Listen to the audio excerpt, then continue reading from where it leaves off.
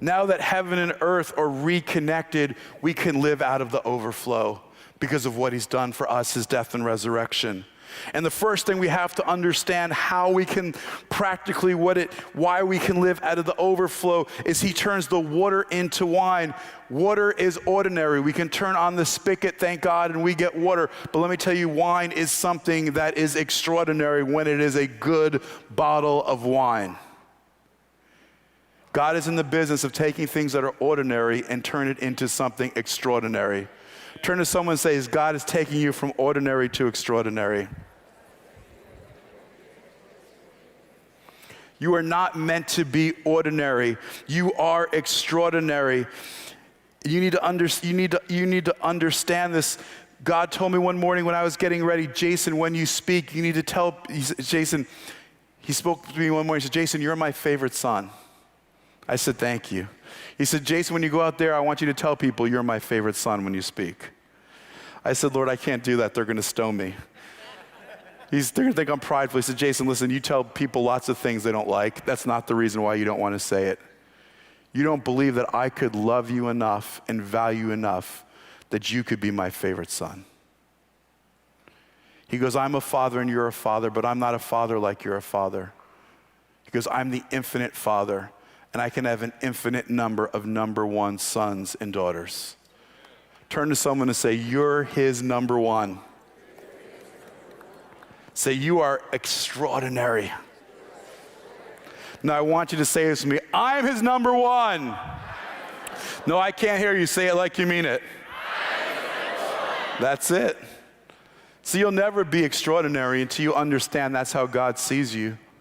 Until you understand, say this with me, identity is destiny. If you don't know your identity as a child, a son of God, as a daughter of God, you'll never know your identity. If you don't know your identity, you'll never step into your destiny. We also need to learn part of it is learning to see the good. Mary didn't look at the wine running out. She didn't see the negative. She saw the potential even in the midst of the problem. We look at the problems, God looks at the promise and the potential. See, what we have to understand is that we're in the decade on the Hebrew calendar of the decade of the eyes. This is a season to go from hearing the promises of God to seeing them come to pass. But say this with me, you can never be more than you can see. If you can't see it, you can't be it. That's called vision.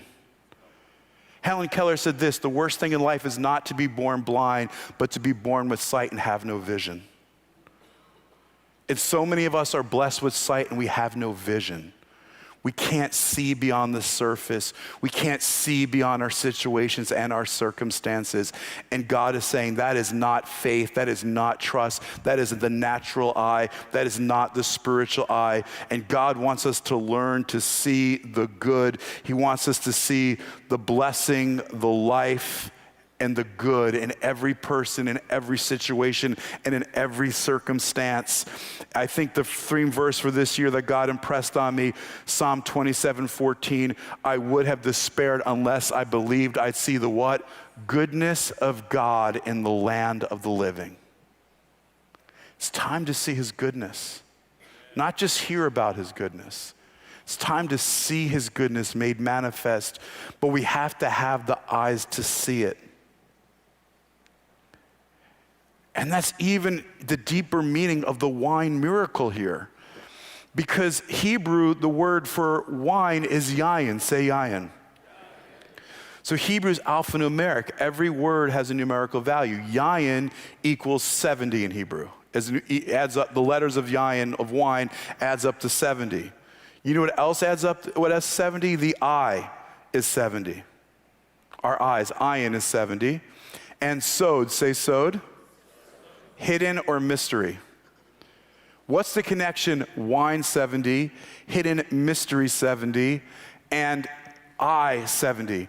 I would never look at a grape and think if I took that grape off the vine, crushed it underneath my foot, took the juice of the wine, put it in a bottle, placed it on a shelf, and let it age for a number of years, that it would produce something so much more valuable called a fine wine.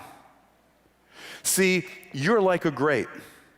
You have an inner potential, you have an inner essence, but you have to go through the crushing and the shelving to become the fine wine.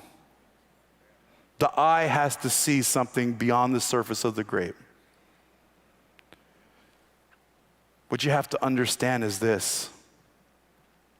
When Messiah is in the Garden of Gethsemane, he's 3 times, take this cup from me. Gethsemane means place of the olive press. Olives were pressed 3 times in ancient Israel.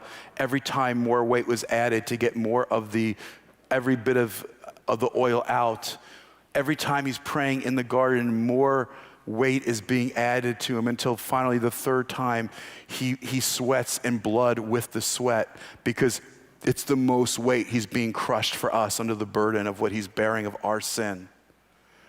But just like the grape is like the olive, and the practical lesson for you and I is that his pressing led to our blessing. If you want to be the fine wine, you've got to go through the pressing season. You got to go through the crushing season. You got to go through some shelving. That's part of the process to mature you. And so turn to someone and say, your pressing will lead to your blessing. Say with me, my pressing, I'll be pressed so I can be blessed. It brings out your inner potential. Part of the blessing is that it's old, new wine. The wine tastes old, but it's brand new. God takes new things and gives them a richness and a maturity. So if you're young here, God can give you wisdom beyond your years. If you're old, God can make you new. And you can be that old new or new old. His blessings are extravagant. 120 to 180 gallons of wine at the end of the wedding reception. It was more than they could have drank, because God wants us to live out of the overflow. There's always more with him.